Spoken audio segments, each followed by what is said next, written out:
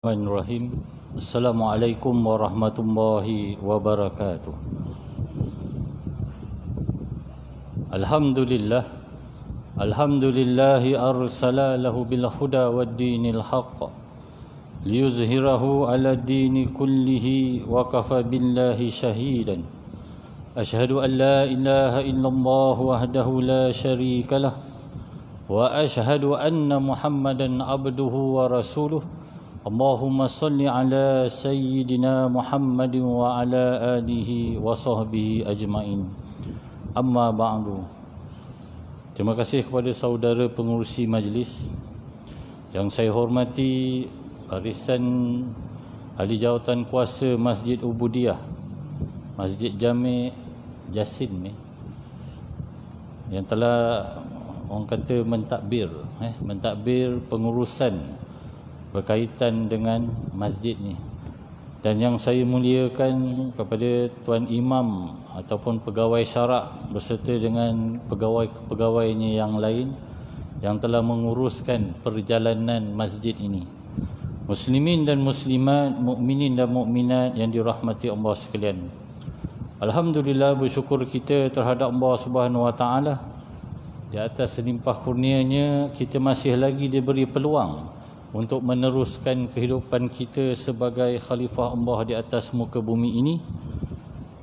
Dan di atas kesempatan ini, marilah kita sama-sama bertakwa kepada Allah Subhanahu Wa Taala dengan sebenar-benar takwa dan meninggalkan segala larangannya. Moga-moga kita beroleh kejayaan di dunia maupun di akhirat kelak. Muslimin dan muslimat yang dirahmati Allah sekalian, baru-baru ni bukan setakat negara kita je yang menghadapi musibah,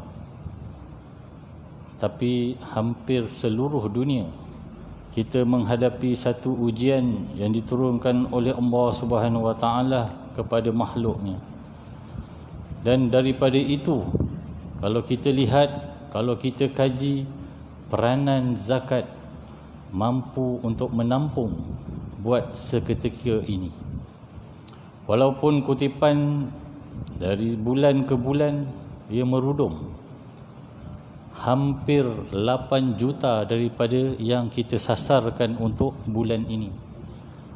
Jadinya kita mengambil ikhtibar dan panduan untuk meningkatkan lagi kutipan zakat melalui pelbagai channel yang kita buka, termasuklah melalui pembayaran melalui online. Kan sekarang ni dah ke arah ke situ. Kalau dulu kalau kita lihat, kita masih konvensional, kita nak pergi ke pejabat. Sekarang ni tak perlu. Jadi kehadiran saya pada malam ini bukan nak mengajar, bukan nak orang kata nak tunjuk pandai, tapi kita sama-sama belajar macam mana kita nak bayar dalam keadaan wabak pandemik yang melanda negara kita sekarang ini. Dan saya dimaklumkan pada hari ini je hampir 12 kes baru yang mula menular di Keluang. Tak jauh tuan-tuan, Keluang dengan Melaka, kalau kita orang kata naik kereta tu 2 jam dah sampai. Jadinya saya nasihatkan kepada diri saya dan juga sahabat-sahabat sekalian, kita ambil iktibar ini, kita jagalah kesihatan diri kita, isteri kita, anak-anak kita daripada wabak yang sedang melanda ini. Saya di sini ada dua teks yang dibagi pada saya, sama ada nak ikut teks ni ataupun teks yang satu ni. Kalau teks yang satu ni, saya rasa kali pertama saya datang itu hari dah belajar pun apa benda tu zakat. Betul? Kita dah tahu dari segi hukum hakam zakat tu.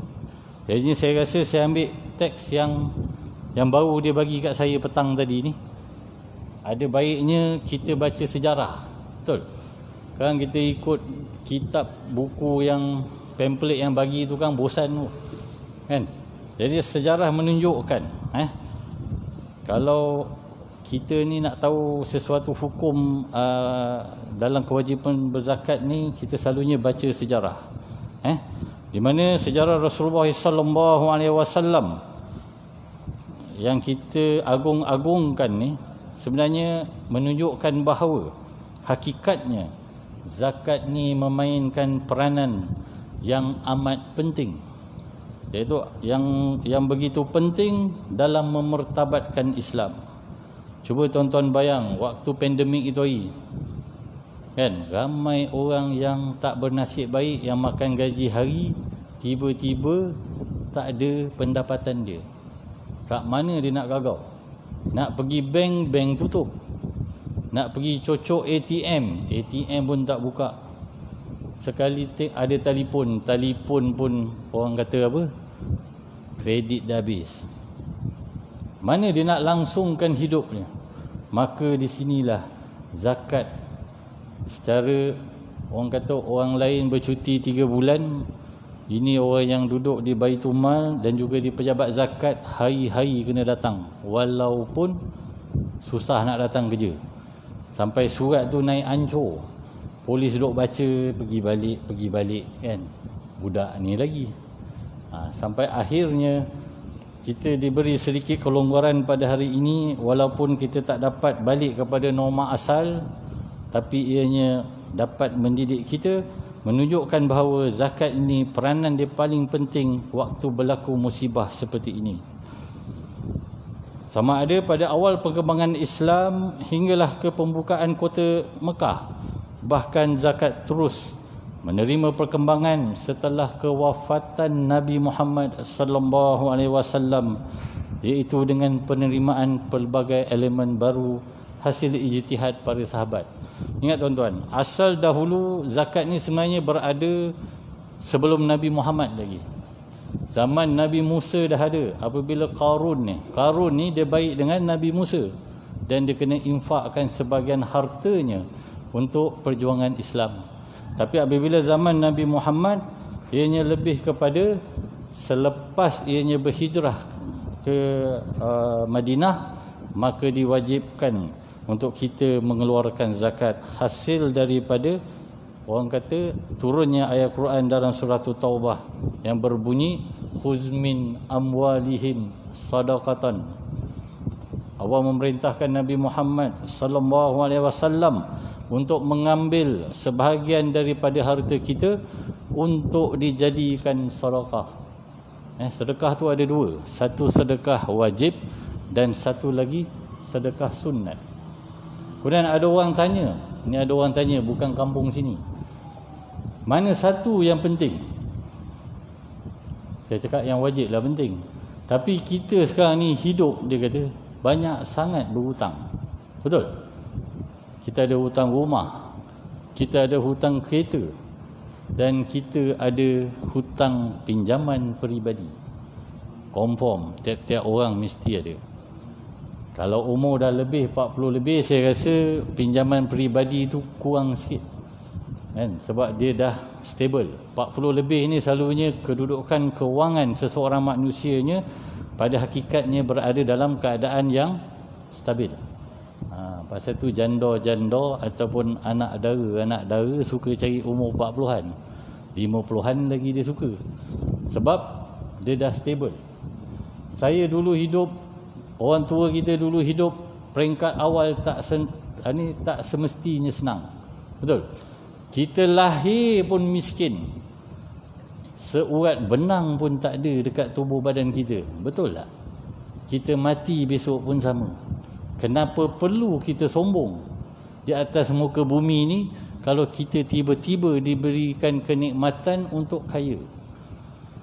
Jangan lupa tu, kan? Sebab tu dalam kisah berlaku beratus tahun yang lepas, kalau kita tengok, kalau kegemilangan waktu era pemerintahan Islam, iaitu era Umar bin Abdul Aziz, di mana zakat ni orang kata dia macam berada di puncak. Perasan tak Umar Abdul Aziz? Bukan tak ada orang miskin waktu tu, tapi orang miskin ni malu nak minta. Sebab apa? Dia waktu tu golongan masyarakat Islam, dia berusaha walaupun dia tak dapat apa faedah pun. Kerana dia percaya dan yakin dan iman dia begitu tebal sehingga dia katakan, kalau aku berusaha lebih, belum tentu Tuhan akan bagi aku. Sebab kat situ, kat sini orang tanya saya selalu, kan, saya ni hidup usaha dah macam kerja balik gelap, pergi gelap balik pun gelap, tapi kehidupan saya pun gelap. Sebab apa tu? Saya cakap dia terang-terang. Sebab benda ni saya lihat masyarakat dia tidak yakin bahawa zakat itu sebenarnya menolong dia pada suatu hari kelak. Pasal tu orang tanya saya ni hutang banyak, hutang rumah, hutang kereta, kan, anak ramai. Pernah dengar Ustaz Bollywood cakap apa? Jangan segan kalau anak tu ramai, itu rezeki. Sebab Allah dah tulis perjalanan hidup seseorang itu, rezeki kau banyak mana. Ini bila tanya, oh cukup le, anak 3 pun dah tak boleh tahan, gaji berapa sen, hutang kelili pinggang. Tapi kalau tuan-tuan yakin, kalau kita mampu untuk hidup, kan, yang telah ditentukan oleh Allah Subhanahu Wa Taala di dalam qada dan qadarnya, maka zakat ini sebenarnya dia jatuh nombor 1 dalam kehidupan kita. Sebab apa saya cakap sini? Sebab zakat ni sebenarnya telah orang kata telah dipinggirkan sewaktu pemerintahan empire yang Inggeris ni. Faham tak? Apabila dia membandingkan, dia memisahkan agama, politik, maka berlakulah akhirnya, kalau kita tengok kat sini, Majlis Agama Islam seolah-olah dipinggirkan sewaktu selepas kemerdekaan, dan zakat lagi le jauh waktu tu, kan. Pasal tu datuk kita, nenek kita, di kalangan ibu bapa kita pun saya rasa yang tu dah ada sedikit pengukuhan zakat. Tapi datuk nenek dulu, moyang kita waktu tu cerita pasal zakat ni, bab dia jadi kecil je. Sebab pengaruh daripada orang panggil apa, penjajahan dahulu meletakkan bahawa agama satu bab, pentadbiran negara satu bab. Pentadbiran negara ni adalah politik. Pasal itu tuan-tuan, kalau zakat ini, kalau kita lihat, bukannya setakat kita menunaikan solat. Orang sendiri kata, kau tak sembahyang, berdosa besar kau. Kau tak puasa, berdosa besar kau. Ada ke orang cakap kau tak bayar zakat, berdosa besar kau? Tak ada. Padahal dianya terletak dalam rukun Islam. Sejarah ini telah menunjukkan bahawa sebenarnya ada di kalangan hukum hakam yang tidak dibentangkan secara detail. Pasal tu para ulama muktabar yang terkini memertabatkan semula apakah itu zakat. Pasal tu kalau saya lihat ada orang dia tak yakin. Dia tanya saya yang awal tadi saya cakap apa? Dia ni banyak hutang. Mana yang nak didahulukan? Pasal tu kalau orang tanya, saya cakap senang je. Kalau kita ikut sudut ilmu dari segi syarak, hukum membayar hutang itu wajib dan kita kena tentukan. Kalau kita ada rumah, kita kena tengok kemampuan kita boleh bayar tak boleh bayar, betul. Tapi kalau tuan-tuan letak zakat tu nombor 1, sedekah tu nombor 2, dan hutang piutang yang telah kita rancang, maka tuan-tuan akan cepatlah selesai bayar hutang piutang. Pasal saya tengok kawan-kawan saya orang kata, nak kata kaya sangat tak, tapi cukup-cukup makan, duduk bandar besar, setakat pakai motor bukan Y suku, motor ni Honda C70 semenjak dia bujang sampai sekarang. Tapi saya terperanjat, sebelum umur dia 40 tahun, dia berjaya habiskan hutang rumah dia. Anak dia alhamdulillah, saya cakap, walaupun ada 7 anak, 7 berjaya. Sebaya saya tu, saya lihat kawan saya ada 3-4 orang satu sekolah. Bila saya tanya dia letak apa kat depan? Yang pertama, aku cari rezeki ni dalam rezeki aku ada hak orang lain je, bukan aku punya 100%. Sebab apa dia pegang? Satu, aku lahir selai benang pun tak ada kat aku mati besok selai benang pun tak ada, melainkan kain kapan tutup. Silap-silap di akhirat, di padang mahsyar dia kata benda tu pun tak ada. Miskin tak miskin waktu tu kita miskin, hanya amal yang boleh membawa kita untuk menerajui sama ada kita ke syurga ataupun kita ke neraka. Jadinya bila kita, orang kata, dalam menyelesaikan hutang tu, dia macam buku 35 tau. Kita kena letak keutamaan. Keutamaan, saya tanya betul, ramai di kalangan orang kata masyarakat lah yang saya tengok kejayaan, macam datuk-datuk yang berniaga ni kan, apabila dia meletakkan, dia mencari rezeki untuk diberikan kepada orang lain, dia letak tak banyak, 10% je. Dan kena ingat, zakat hanya kena 2.5% je. Kalau pendapatan kita ada 10,000 sebulan, bukan setahun, sebulan. Selalunya orang bayar zakat ni pendapatan dia berdentum-dentum tuan. Kan? Saya tengok orang rumah saya pun saya terperanjat, gaji dia berganda daripada saya. Kan? Sebab saya cakap kelulusan sama. Kan? Tapi asal gaji dia besar, gaji saya sikit. Orang kata saya makan hasil bini, saya cakap memang. Tapi saya tak pernah pun minta dia punya duit, dan dia pula selalu minta saya punya duit. Tu saya cakap dan kita kena ingat, yang lelaki ni, yang lelaki bukan perempuan, dia ada, yang pertama wajib dia bayar zakat, yang kedua nafkah wajib dia ada. Jangan kau lupa nafkah wajib. Sebab nafkah wajib tu besok baik-baik kita dah, orang kata dah berada di hujung nyawa, tiba-tiba kita baru teringat, tu masalah jadinya. Jadinya kat sini dia panjang, saya pendekkan terus. Jadinya dekat sini kalau kita lihat, saya main lompat-lompat je dekat sini. Kalau kita lihat, yang kat sini dia nyatakan bahawa harta kita ni bukan 100% milik kita.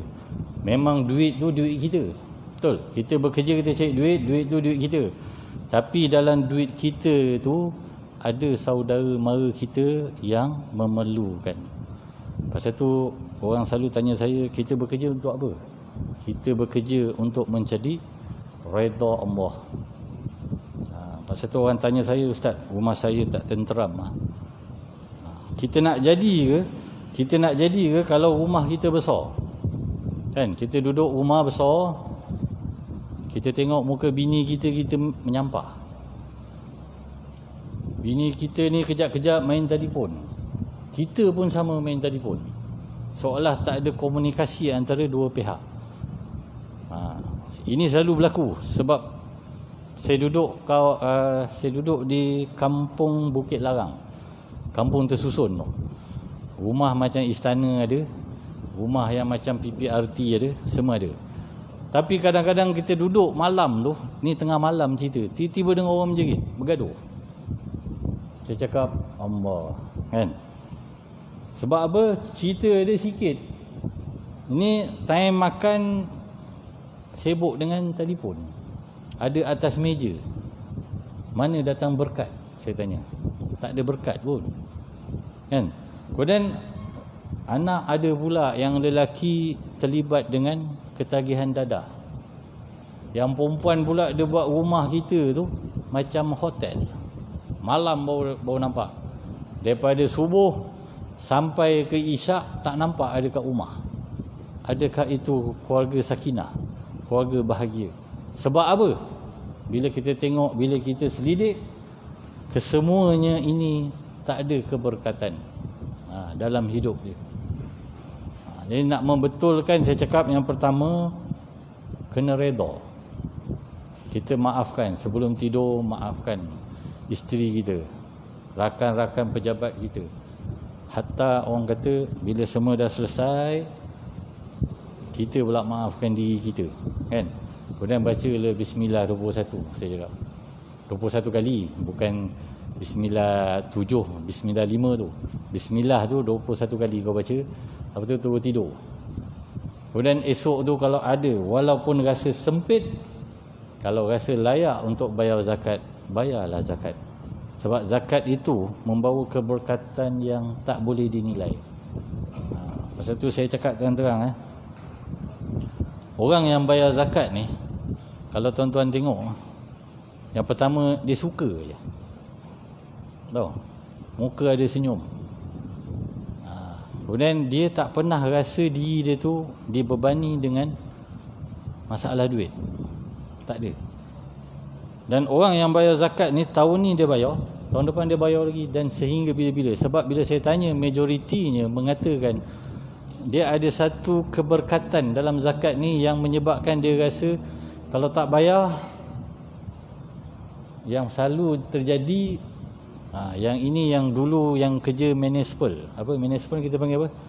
MBMB. Saya duduk dulu, kampung saya Bukit Baru. Kan, MBMB ni dia ada satu pakcik ni, dia kerja dia tolak. Dulu MBMB ni orang panggil apa? Dia selalu tolak sampah, dia pakai yang macam ada apa, roda dua depan tu. Ada tolak tu. Saya dalam kepala saya pelik, orang lain yang bekerja sama dengan dia, umur dah 50, dah pakai motor waktu tu, dia tetap pakai basikal. Kan? Anak dia ada 5, tak silap. Anak dia ada 5. Dia membesarkan anak dia. Saya tengok, sebab dia keluar, dia ambil kereta sorong tu kat belakang rumah bapak saya. Pukul 6.45 dia dah ambil. Dia balik pukul 6 petang. Waktu dulu 6 petang dah macam nak malam. Kemudian tengok dia pergi masjid. Masjid dulu kita panggil Masjid Bukit Baru tu. Masjid Bukit Baru ni jam dah cantik. Kan? Jadinya saya tengok, saya perhatikan dia. Sehingga saya dah bekerja, saya tengok. Tetap dia pakai basikal dia. Padahal dia datang pejabat setiap bulan dia datang bayar zakat. Sampai dia dah pension tau. Sekarang dia dah tak kerja. Anak dia 5 tu, seorang engineer, seorang doktor. Kemudian saya tanya dia kan, Haji, tanya sikit, daripada dulu sampai sekarang, itulah basikal yang Haji pakai. Anak dah berjaya kan, anak dia pun datang bayar zakat, kadang-kadang bawa bapak dia. Yang saya terperanjat, anak ada yang kerja, tak silap saya, dia kerja dengan Shell, pakai Jaguar, bawa bapak dia. Bapak dia cakap apa? Saya memang takut anak saya belikan saya kereta, saya tak pakai. Sebab apa? Kalau saya kaya, saya takut perasaan bakhil ada dalam diri dia dan sombong. Bila naik basikal dia jumpa orang, dia angkat tangan. Betul? Sekarang ni umur dia dah 73, masih kayu basikal. Saya terperanjat, tahun lepas dia datang bayar zakat, naik basikal buruk dia tu ada lagi. Bila saya tanya, dia kata basikal ni tak pernah bagi masalah kat dia. Saya tanya apa pasal? Saya hanya tukar, dia kata, tayar bila dah haus, rantai bila dah rosak. Sepanjang dia pakai tak pernah pancit, sampai tayar tu botak. Kat mana berkatnya tu? Sebab duit yang dia dapat, dia gunakan sebaik-baiknya. Dan dia mengutamakan, dia di antara orang yang banyak menyelesaikan masalah pegawai-pegawai yang ada kat MBMB waktu dia bekerja dulu. Kan, kawan-kawan dia yang pegawai-pegawai dia yang ada masalah nak bayar duit muka rumah, dia boleh keluarkan. Bayang tak mana berkatnya duit? Pasal tu orang tanya saya, rezeki Allah Ta'ala ni luas. Kalau Allah nak petik, Allah nak petik, kata kau dapat hari ni, dapat lah. Pasal tu orang selalu tanya saya, Ustaz saya tengok anak ramai. Saya cakap memang anak saya ramai. Anak saya 9, bini saya seorang. Tahu? Anak 9, bini seorang. Rumah saya pun tak tahu. Saya beli rumah tu, saya dapat rezeki, orang panggil, saya meniaga kecil-kecil. Saya meniaga kecil-kecil, saya buat rumah tu tak ada hutang. Alhamdulillah, saya cakap. Kan? Waktu saya bekerja dulu, saya pakai motor best. 110. Saya ingat lagi. Suzuki Best tu yang pakai minyak tuti tu kan. Saya kerja, anak saya sampai 5 anak saya. Saya gendong 5 tu seorang-seorang saya hantar pergi sekolah. Lepas tu saya duduk Aikro. Anak saya sekolah dekat Bukit Beruang. Last baru saya hantar bini saya. Lepas tu baru saya pergi kerja. Berkat anak 5 tu, memang waktu tu susah. Masuk anak 6, saya tak tahu dia. Saya dapat rezeki yang orang kata macam tak diduga tau. Kerajaan ambil tanah bapak saya dah meninggal kan, dapat duit rasa beli kereta. Lepas tu orang offer, ni tanah ni dekat Bukit Larang ni, tanah ni saya nak jual, kalau ustaz ada berapa bayar lah. Saya bayar cengkeram, saya cakap terang RM10 tanda jadi saya nak beli tanah tu. Saya tak tahu mana saya nak cari duit nak bayar. Dia minta 45,000. Kening saya jawab, saya tadi dah bagi RM10 ni. Saya janji 2 minggu nak bayar lagi RM44,990.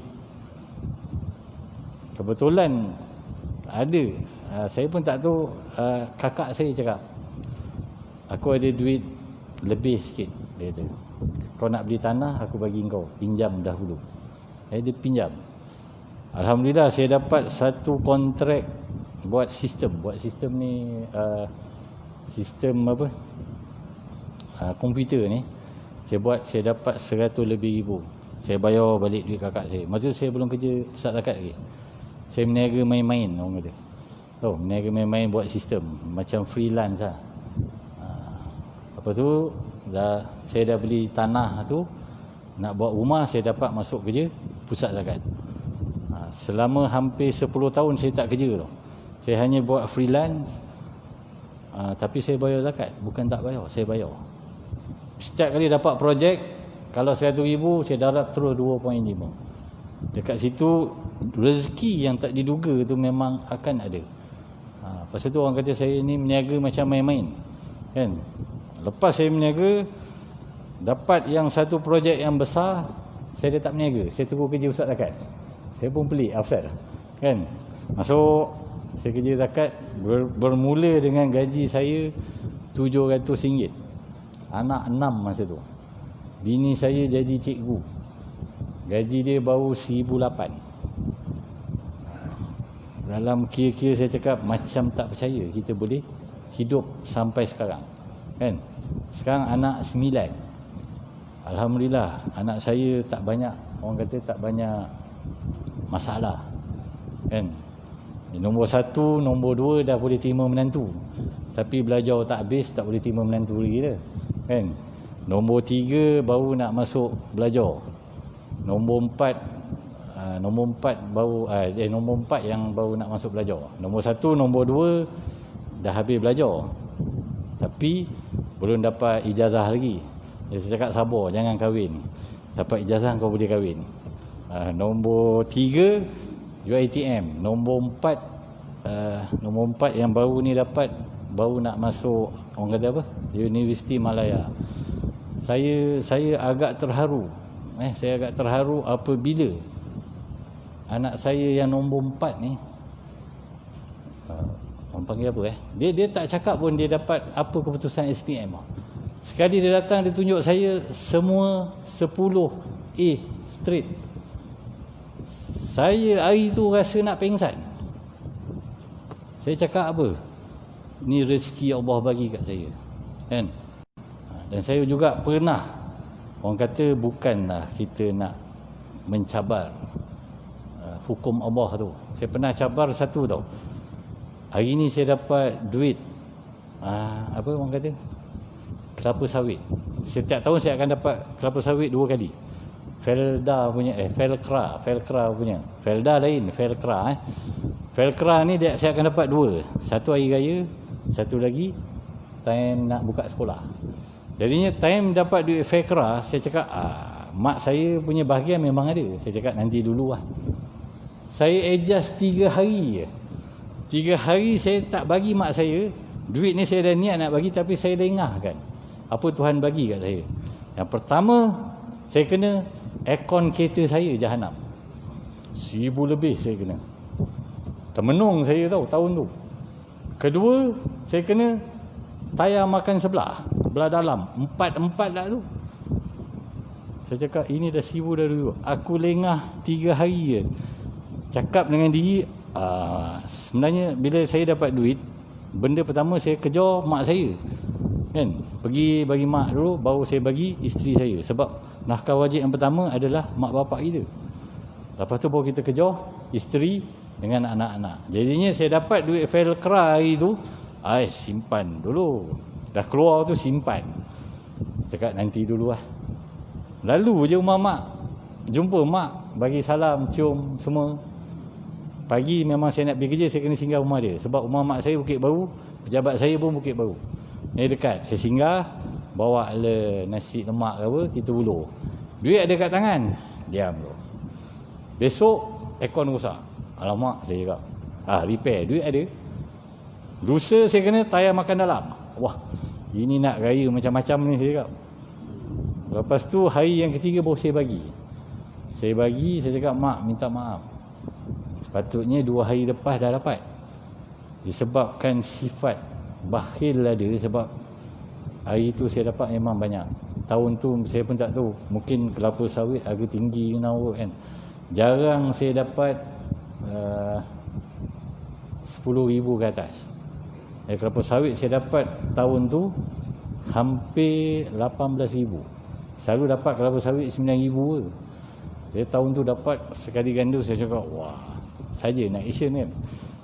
Akibat kita lengah, maka Tuhan bagi tayar 4 tukar, aircon, kompresor, kondenser dengan cooling coil tu sekali tukar. 1000 lebih. Tengah saya kena, nak dekat 1008 saya kena. Saya cakap tak guna betul. Aku lengah 3 hari, ini bala aku dapat. Jadi Allah tu kata, kalau dia merancang, kalau kita menafikan perancangannya, maka apa akan jadi pada kita? Kita sendiri jawab. Jadinya saya rasa cukup untuk waktu dan ketika ni. Kalau kita cerita panjang kan dah masuk Isyak. Ya, ada persoalan yang hendak ditanya, boleh dikemukakan.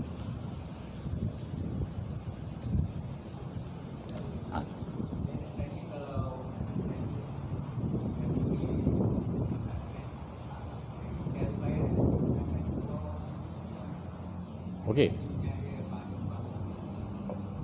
COVID-19 ni dia punya cara bayaran yang kita selalu yang kita amalkan adalah melalui internet banking. Kan, sama ada tuan-tuan boleh bayar kat JomPay. JomPay pun ada zakat dia. Kena tahu kod. Ada juga orang panggil Senang Pay. Senang Pay ni saya tak pasti sampai bila kita akan gunakan, sebab Senang Pay ni kita ada kontrak. Jadi kalau tuan-tuan nak bayar, buka website iZakat. Kalau tak reti, tak kisah, telefon je pejabat zakat, nanti pegawai akan datang. Dan tuan-tuan kena pastikan dia tu betul-betul pegawai kita. Yang pertama, minta kad kerja dia. Kad kerja dia ada gambar dia, ada jawatan dia, nombor IC dia, dan ada logo zakat. Dan dia kena bagi kat tuan-tuan resit sementara. Kalau tuan-tuan bayar melalui Senang Pay, dia akan keluarkan resit. Dia ada 2 resit. Satu Senang Pay punya resit, satu lagi zakat punya resit. Tapi saya minta maaf untuk dah hampir 3 minggu berlaku sekarang ni di Zakat Melaka, kita menghadapi traffic jam dekat pembayaran zakat. Jadinya kalau nak senang, telefon je 13880233, tak silap saya.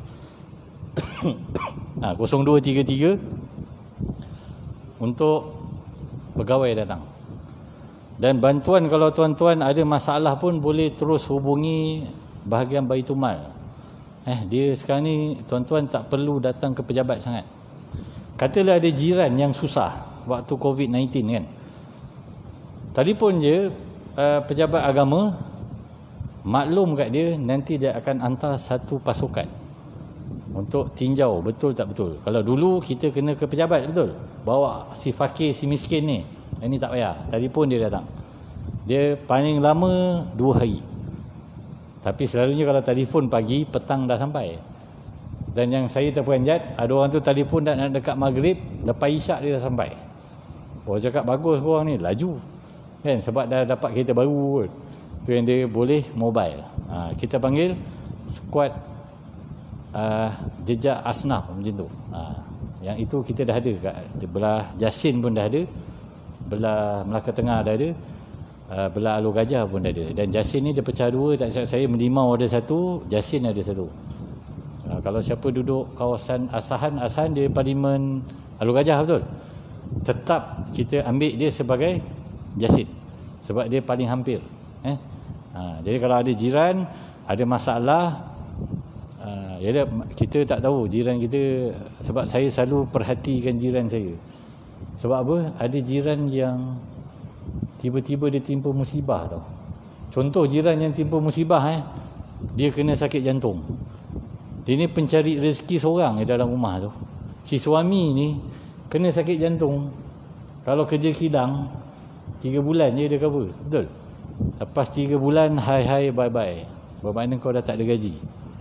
Jadi saya tengok ada jiran saya yang kena serangan jantung, kemudian dia tak boleh pulih. Sebab dah lepas kena serangan jantung, dah buat operation semua, tiba-tiba kena angin ahmar pula. Wah, saya cakap Datuk dia kerja medical board, kerja swasta tak ada. Hanya dia dapat 1 kali lepuk, tak sampai pun 50,000. Saya tengok dia tak bertahan lama, maka saya telefon. Saya tak telefon, saya suruh MPKK kan. Korang MPKK dapat nama, betul kan? MPKK, kau telefon pejabat Majlis Agama untuk hantar semak sama ada orang ni dapat bantuan ataupun tak. Alhamdulillah benda tu dia ambil tindakan cepat dan tak ada masalah birokrasi nak isi borang apa semua, dah tak ada. Dia datang, dia terus semak, confirm, dia luluskan, dia bagi waktu tu keperluan harian. Kemudian next baru dia datang untuk dapatkan secara bulanan ataupun tak. Jadi saya rasa cukup setakat tu kot. Jadi tuan-tuan dan puan-puan, muslimin dan muslimat, jangan khawatir. InsyaAllah kalau kita mempunyai, orang panggil apa, kesempatan lagi, kalau tak sempat waktu ni boleh tanya lepas waktu ni pun boleh, tak ada masalah. Sebab besok pun hari bekerja, boleh datang ikut. Orang kata nak tanya lebih detail boleh. Jadinya sebagai kesimpulan pada keseluruhan tazkirah pada malam ni, kita kena ikhtiar dengan lebih lagi supaya kita mampu untuk menjadi orang Islam yang mampu menunaikan ke-5 rukun Islam tu. Jadi wabillahi taufiq wal hidayah. Wassalamualaikum warahmatullahi wabarakatuh.